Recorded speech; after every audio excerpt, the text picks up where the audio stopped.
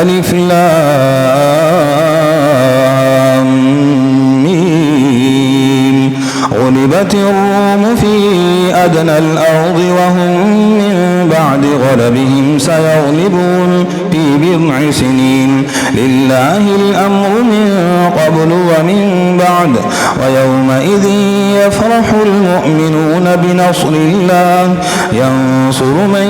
يشاء وهو العزيز الرحيم. وعد الله لا يخلف الله وعده ولكن أكثر الناس لا يعلمون ظاهرا من الحياة الدنيا وهم عن الآخرة هم غافلون. أولم يتفكروا في أنفسهم ما خلق الله السماوات والأرض وما بينهما إلا بالحق وأجل مسمى وإن كثيرا من الناس بلقاء ربهم لكافرون.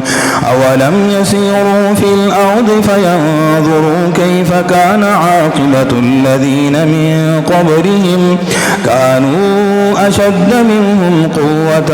وأثاروا الأرض وعمروها أكثر مما عمروها وجاءتهم رسلهم بالبينات فما كان الله ليظلمهم ولكن كانوا أنفسهم يظلمون. ثم كان عاقبة الذين أساءوا السوء أن كذبوا بآيات الله وكانوا بها يستهزئون. الله يبدأ الخلق ثم يعيده ثم إليه ترجعون. ويوم تقوم الساعة يبلس المجرمون ولم يكن لهم من شركائهم شفعاء وكانوا بشركائهم كافرين. ويوم تقوم الساعة يومئذ يتفرقون فأما الذين آمنوا وعملوا الصالحات فهم في روضة يحبرون وأما الذين كفروا وكذبوا بآياتنا ولقاء الآخرة فأولئك في العذاب محضرون. فسبحان الله حين تمسون وحين تصبحون وله الحمد في السماوات والأرض وعشيا وحين تظهرون. يخرج الحي من الميت ويخرج الميت من الحي ويحيي الأرض بعد موتها وكذلك تخرجون. ومن آياته أن خلقكم من تراب ثم إذا أنتم بشر تنتشرون. ومن آياته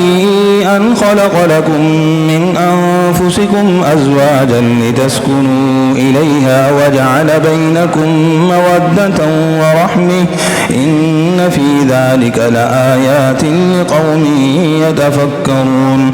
ومن آياته خلق السماوات والأرض واختلاف ألسنتكم وألوانكم إن في ذلك لآيات للعالمين. ومن آياته منامكم بالليل والنهار وابتغاؤكم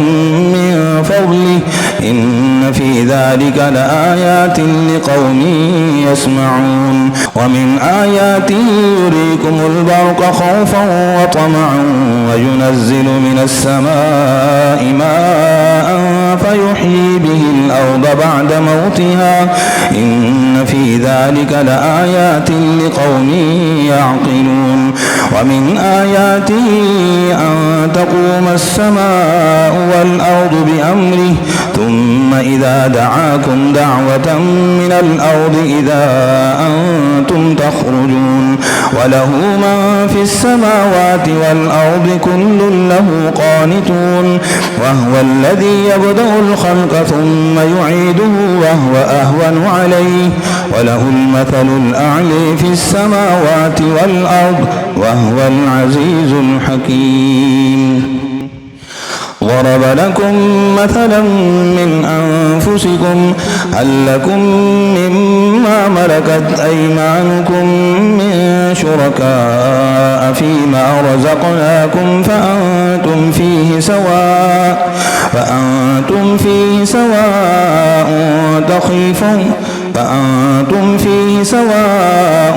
تخافونهم كخيفتكم أنفسكم كذلك نفصل الآيات لقوم يعقلون بل اتبع الذين ظلموا أهواءهم بغير علم فمن يهدي من أضل الله وما لهم من ناصرين فأقم وجهك للدين حنيفا فطرة الله التي فطر الناس عليها لا تبديل لخلق الله ذلك الدين القيم ولكن أكثر الناس لا يعلمون منيبين إليه واتقوه وأقيموا الصلاة ولا تكونوا من المشركين من الذين فارقوا دينهم وكانوا شيعا كل حزب بما لديهم فرحون وإذا مس الناس ضر دعوا ربهم منيبين إليه ثم إذا أذاقهم منه رحمة إذا فريق منهم بربهم يشركون ليكفروا بما آتيناهم فتمتعوا فسوف تعلمون أم أنزلنا عليهم سلطانا فهو يتكلم بما كانوا به يشركون وإذا أذقنا الناس رحمة فرحوا بها وإن تصبهم سيئة بما قدمت أيديهم إذا هم يقنطون أولم يروا أن الله يبسط الرزق لمن يشاء ويقدر إن في ذلك لآيات لقوم يؤمنون فآت ذا القرب حقه والمسكين وابن السبيل ذلك خير للذين يريدون وجه الله وأولئك هم المفلحون وما آتيتم من ربا ليربو في أموال الناس فلا يربو عند الله وما آتيتم من زكاة تريدون وجه الله فأولئك هم المضعفون الله الذي خلقكم ثم رزقكم ثم يميتكم ثم يحييكم هل من شركائكم من يفعل من ذلكم من شيء سبحانه وتعالى عما تشركون ظهر الفساد في البر والبحر بما كسبت أيدي الناس ليذيقهم بعض الذي عملوا لعلهم يرجعون قل سيروا في الأرض فانظروا كيف كان عاقبة الذين من قبل كان أكثرهم مشركين فأقم وجهك للدين القيم من قبل أن يأتي يوم لا مرد له من الله يومئذ يصدعون من كفر فعليه كفره ومن عمل صالحا فلأنفسهم يمهدون ليجزي الذين آمنوا وعملوا الصالحات من فضله إنه لا يحب الكافرين ومن آياته أن يرسل الرياح مبشرات وليذيقكم من رحمته ولتجري الفلك بأمره ولتبتغوا من فضله ولعلكم تشكرون ولقد أرسلنا من قبلك رسلا إلى قومهم فجاءوهم بالبينات فانتقمنا من الذين أجرموا وكان حقا علينا نصر المؤمنين الله الذي يرسل الريح فتثير سحابا فيبسطه في السماء كيف يشاء ويجعله كسفا فترى الودق يخرج من خلاله فإذا أصاب به من يشاء يشاء من عباده إذا هم يستبشرون وإن كانوا من قبل أن ينزل عليهم من قبله لمبلسين فانظر إلى آثار رحمة الله كيف يحيي الأرض بعد موتها إن ذلك لمحيي الموت وهو على كل شيء قدير ولئن أرسلنا ريحا فرأوه مصفرا لظلوا من بعده يكفرون فإنك لا تسمع الموت ولا تسمع الصم الدعاء إذا ولوا مدبرين وما أنت بهاد العمي عن ضلالتهم إن تسمع إلا من يؤمن بآياتنا فهم مسلمون الله الذي خلقكم من ضعف ثم جعل من بعد قوة ضعفا وشيبة الله الذي خلقكم من ضعف ثم جعل من بعد ضعف قوة ثم جعل من بعد قوة ضعفا وشيبة يخلق ما يشاء وهو العليم القدير